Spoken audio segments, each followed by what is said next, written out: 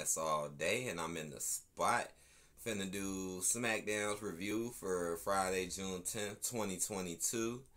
And the headline of the day was Riddle best Sami Zayn to earn an undisputed WWE Universal title opportunity against Roman Reigns. So basically what happened was they set up a match between Riddle and Sami, who's still acting like he's part of the bloodline. And basically, if Riddle loses, he'll be barred from SmackDown. But if Riddle wins, he gets a title shot against Roman. So that's what that was about. Let's get into it, though.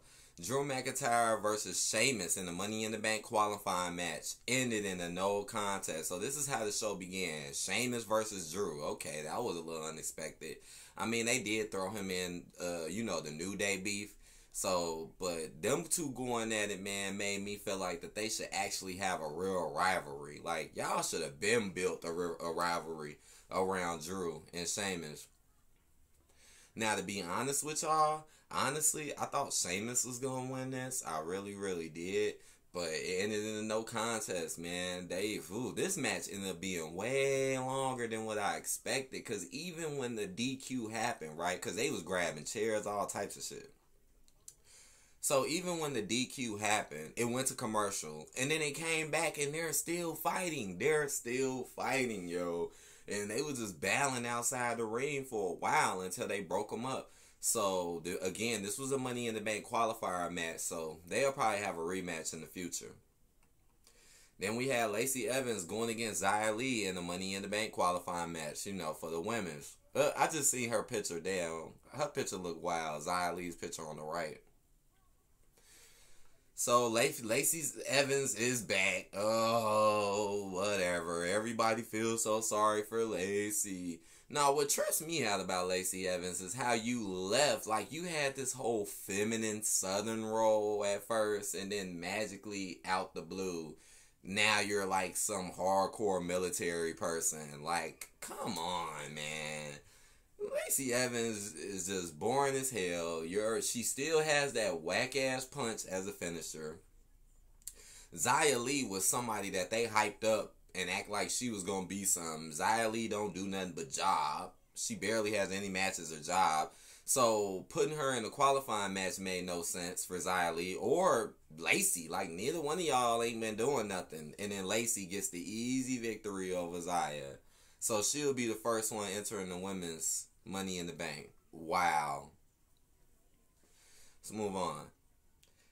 Ronda Rousey goes against Shotzi. So Ronda comes out. She starts calling out Naomi because Naomi won the title match against her.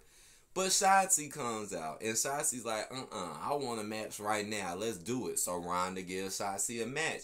And this was for the title. This was a title contenders match. Meaning, if Shotzi won, she would get opportunity to actually compete for the title. And I actually kind of thought Shotzi might have won this one. Because I'm like, man, she hasn't won nothing in a while. Honestly, I feel bad for what they've been doing to Shotzi. For some odd reason too, Shotzi was trending on Twitter yesterday. She was.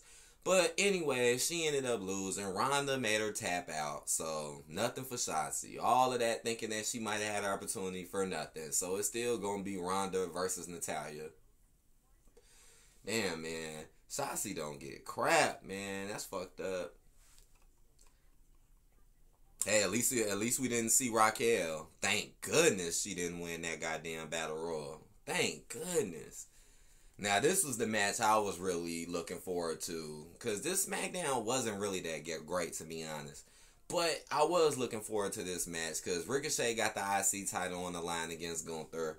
Ricochet has actually held this belt longer than what I expected. I only thought he may have had it. I wasn't expecting him to have it longer than almost 2 months. So, but, hey, I like Ricochet. I like him with the IC title, but I did have a bad feeling when he was going against Gunther. I did. I was like, oh, man. I'm like, and Gunther has been booked like a beast. Like, he hasn't lost yet. And, yeah, Ricochet lost, man. It was competitive. I mean, Ricochet was trying to do his thing, but Gunther was just overpowering him, man, and just going Gunther. But the only thing I didn't like about the match was the finish, which you could see right here in the picture where Gunther just powerbombed him. Like I forget the move he did before the powerbomb, but it wasn't a finisher. And wasn't he always like ending people with submission? So that was weird. Like Ricochet gets in the ring and then Gunther just powerbombs him and wins. I was like, okay, that was kind of basic. But Gunther is your new IC champion. So let's see how he probably gonna make this title look a lot stronger than Ricochet. I mean, Ricochet again, man, he's one of my favorite wrestlers, but man, they've been booking him in some of the most weirdest matches that haven't been making that title look so strong. And to the main event. I mean, this was quick. Honestly, this SmackDown, they were wasting so much time in this SmackDown. It was constantly showing you stuff from Raw. Constantly showing you stuff from last week. Promos, John Cena promos. John Cena is coming back, so be ready for that. He's coming back soon. I mean, you see how quick I flew through this, but let's get to it, man. Riddle versus Sammy. You know they had a long, dragged-out match. You already know. But just know Riddle ended up winning. Paul Heyman was on the sideline.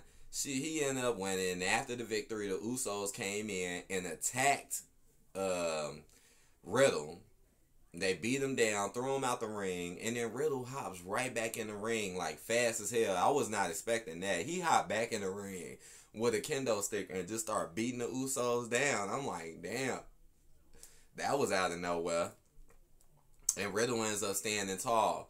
It sucked though, no Roman. Like, again, man, I know I say this a lot, but come on. How the hell do you have 2 belts and you don't even appear on the shows? Like, just talking about making brands look weak though, man. Raw don't have a title. SmackDown basically don't have a title. Now, I know he's going to be appearing soon because Riddle won. But who's excited about that? Who's excited about Riddle going against Roman Reigns? Okay, I can understand the whole, oh yeah, he wants revenge for Randy Orton. But come on, man, do you really think Riddle is going to beat Roman Reigns? I mean, look at all the people that Roman has beat multiple times. I just don't see it, man. I feel like they're doing too much for Riddle, man. Take Riddle back to how he used to be, man. This whole Randy Orton and Jr., I might as well call you Randy Orton Jr.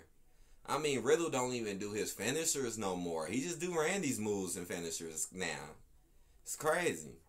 But if I had to rate this episode, I would give it a 2 out of 5. This really wasn't a good episode. Maybe Raw be better. Because y'all wasted so much time in this episode. A lot of time waste. And the only things that was really worth watching was the Ricochet match.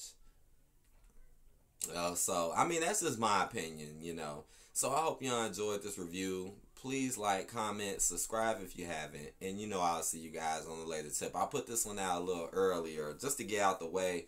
Because this one wasn't really that much. But, see you guys later. Peace out.